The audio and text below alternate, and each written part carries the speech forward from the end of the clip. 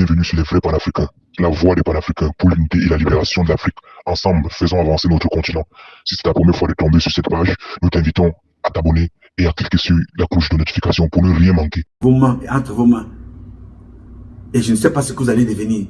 Et moi, je suis choqué par le degré d'inhumanisme des Camerounais.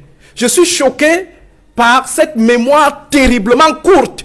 Parce qu'aujourd'hui, lorsque M. Meka joue par exemple les pédants sur le plateau en disant de manière ironique que les peines qui ont été données relèvent de la magnanimité du président de la République. Il me semble que la clémence, oui, c'est la clémence, la magnanimité, vous l'avez même comparé à un prélat.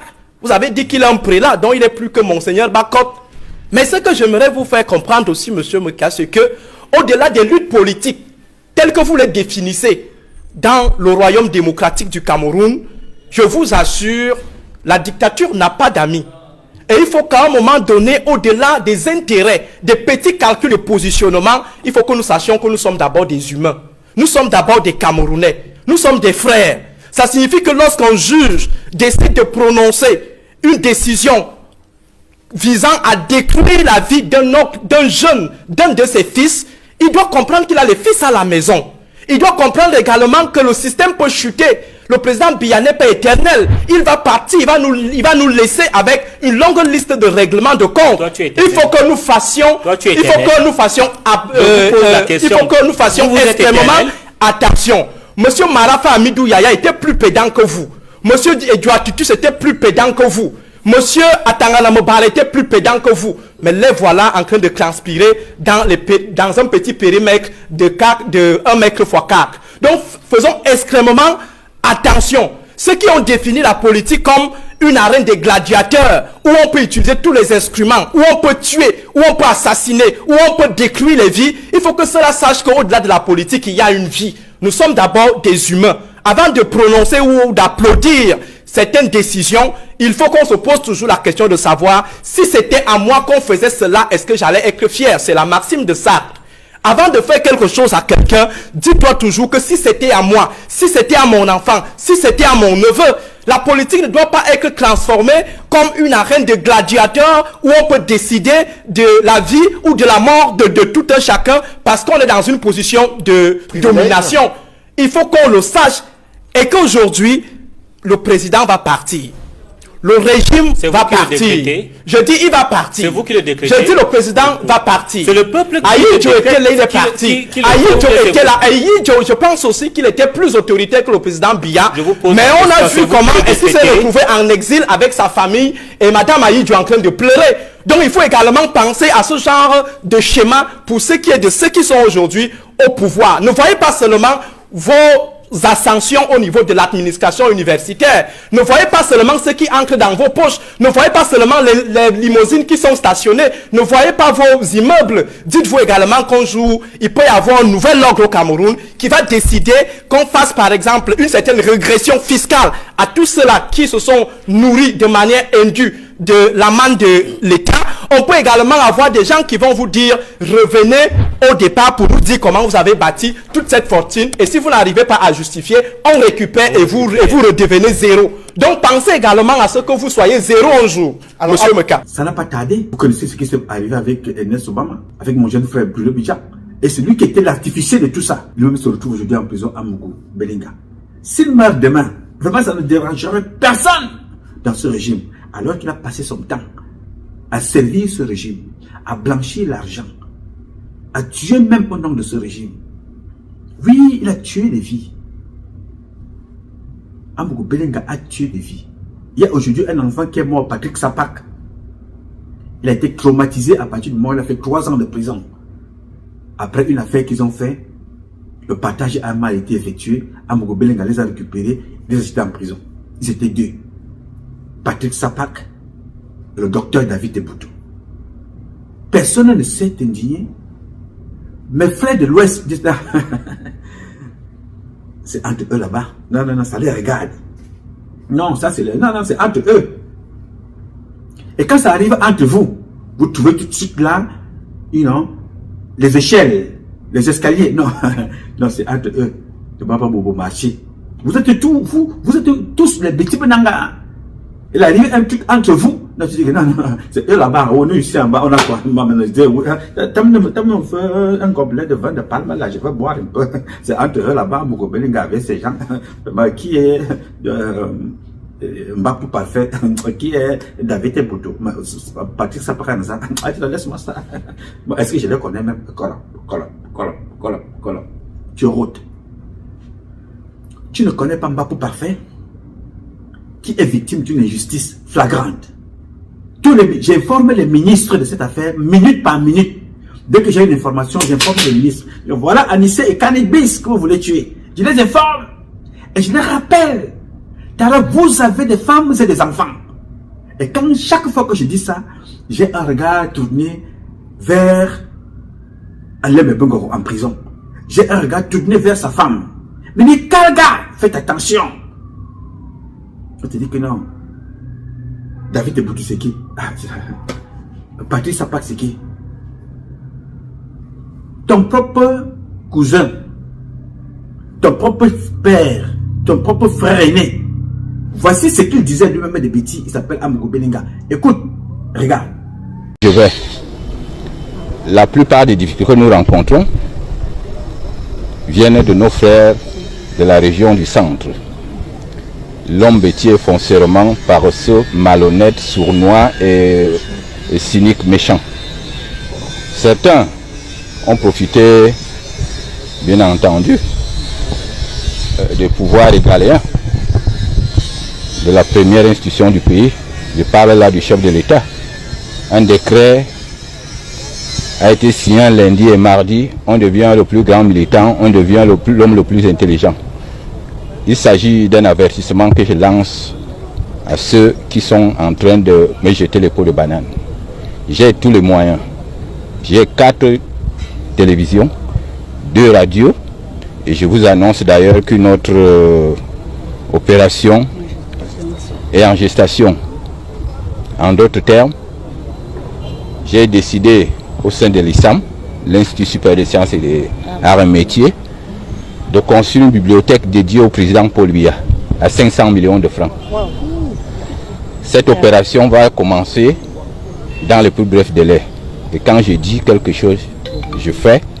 Quand je fais, je dis. Nous sommes là pour accompagner le chef de l'État. Il a eu un mandat de 7 ans, éventuellement renouvelable. Comme quelqu'un me disait, le président a juste posé le stylo à côté, mais l'encre n'est pas finie. Je demande donc à ces petits rois télé, qui croient qu'être à côté du chef de l'État, ils freineront mon élan. Ils sont avisés. Si je sens encore la moindre provocation, je laisserai ma casquette de patriarche, parce qu'il s'agit de patriarche, je suis patriarche, des hommes lois, et je demanderai à mes journalistes de faire leur travail, et tout leur travail, et personne n'oserait m'accuser de fratricide. Bien. Alors, quand Amogo Belinga disait ça, il était convaincu qu'il était le seul bêtis qui était propre. Parce qu'il posait ces actes-là, il était peut-être pas conscient du mal qu'il faisait aux autres. Alors qu'il accuse ses frères méchants, dangereux. Il est parmi ce club de méchants qui tuent leurs propres frères. Et pas de fratricide, mais qui tuent au Cameroun plus que les petits Benanga. Non mais, je ne sais même pas, ma fille, peut-être tu n'es même pas au courant. Qui tue dans ce pays plus que les petits Benanga que tu vois là? Il n'y en a pas. Et tu te poses la question, nous nous entretions pourquoi? Alors tu vois des gens dont tu reproches là tout à l'heure, mes frères de l'Ouest, à tort ou à raison, ils ont compris vos faiblesses. Ils se sont rendus compte que voilà les boutmans qui ont le pouvoir, ils ne savent même pas. C'est-à-dire, ces gens-là se mobilisent pour faire un certain nombre de choses pour se défendre entre eux, même s'ils ont tort. Je suis très fier parce que j'ai toujours dit, tout se passe avec le temps. C'est pour ça que je ne suis jamais impressé. Il y a des cancres chez mes frères de l'Ouest, comme il y a des cancres chez les Blancs, comme il y a des cancres partout. Il y a des cancres chez mes frères Betty. Mais la particularité avec moi, c'est que tout en étant un enfant imparfait, j'ai décidé de m'opposer à ce genre de comportement. Quand un autre pouvoir, il faut faire la justice pour tout le monde. Vous me posez la question pourquoi les autres ne revendiquent pas justice. J'ai été attaqué par la même communauté ici. Pour rien, je ne les connais pas. Je n'ai pas eu besoin d'avoir l'autorisation de mes compatriotes de l'Ouest. Je n'ai pas eu besoin d'avoir les décisions de mes compatriotes du centre, du sud et du nord-ouest pour dire ce qui se passe dans cette république. Mais les premières personnes qui se sont associées aux autres pour me porter plainte et tenter de me nuire, ce sont mes frères Betty avec à leur tête Martin Belenga et Boutou. Ce sont mes frères Betty qui écrivaient dans les journaux au Cameroun avec un certain Thierry-Ndong que j'ai reçu ici à la maison chez moi. J'ai donné des habits, j'ai donné de l'argent parce qu'on lui donnait un peu d'argent pour écrire dans son magazine pour ne pas dire la vérité. Il a écrit pour insulter mes parents qu'il ne connaît pas. Vous êtes les Betty, Benanga. Vous êtes les Betty. Tu sais ce que veut dire Betty? Betty veut dire Ati. Des gens nobles. Épris de justice, de générosité, du vivre ensemble, de l'hospitalité. C'est ce que nous sommes. Mais ceux gens qui sont au pouvoir ne représentent pas ce que nous sommes. C'est une organisation satanique qui s'est mise sur pied pour tuer les propres enfants. Et quand il suffit de voir là où tu vis à Yaoundé. Il suffit de voir. Et dès que tu ouvres la bouche, tu sais qu'il y a une convocation qui vient, qui arrive. Et qui te donne la convocation? Si tu vas chercher le nom, tu vas trouver un Bialo. Si tu vas chercher, tu vas trouver un Otolo. Là-bas en haut, c'est un Bia. À côté de lui, c'est un Chantal. Dans son secrétariat, c'est un Oswald Baboke. Un Vondo Ayolo. Un Ferdinand Gongo. Un Joseph Fouda. Tu vas regarder de l'autre côté, tu trouveras un Mogobote. Tu vas regarder en bas, tu trouveras un Margangele. Tu regardes la gendarmerie, tu vois Galaxy Toga. Tu vas dans l'armée, tu vois Betty Assom. Tous ces gens que tu vois là, tu n'as pas trouvé les Kamden, les Oumarou, les Ngacha, les Bion. Tous ces gens-là sont des Betty qui décident la vie et la mort des Camerounais, mais qui commencent par tuer les leurs. Va regarder en prison, ma fille. Amoko Belenga parlait comme toi. Et chaque fois que j'ai voulu dire à ces gens-là que faites attention, non, j'étais un homme aigri, j'étais un homme à battre. On a dit tout et n'importe quoi. Dieu merci. Tous les procès intentés contre moi ici aux États-Unis, pour le moment, ils ont tous perdu ce procès-là. Pourquoi? Parce que je n'invente rien. Je dis tout pour que nous puissions vivre ensemble. Qu'est-ce qui nous a manqué? Nous avons tué la République. Nous, les petits Benanga, avec ce comportement-là. Aujourd'hui, nous parlons avec sur le tapis une femme qui a été égorgée. Marie-Lou. Et nous recherchons la vérité. Nous demandons aux enfants de l'Ouest, du Nord-Ouest, du Sud-Ouest, de venir faire la vérité, la justice dans notre propre maison, à l'intérieur, alors que c'est nous qui avons tous les outils pour mener la justice. Pourquoi on ne peut pas mener la justice? Pourquoi la justice ne sera pas faite? Parce que c'est eux qui l'ont tué, avec leurs amis. C'est ceux-là qui ont tué Marie-Lou, avec leurs amis. Donc, le fait de prononcer le nom de Congel Cam, est-ce que c'est un délit? On peut me soupçonner, moi, d'avoir tué Marie-Lou. Il faut qu'on mène une enquête.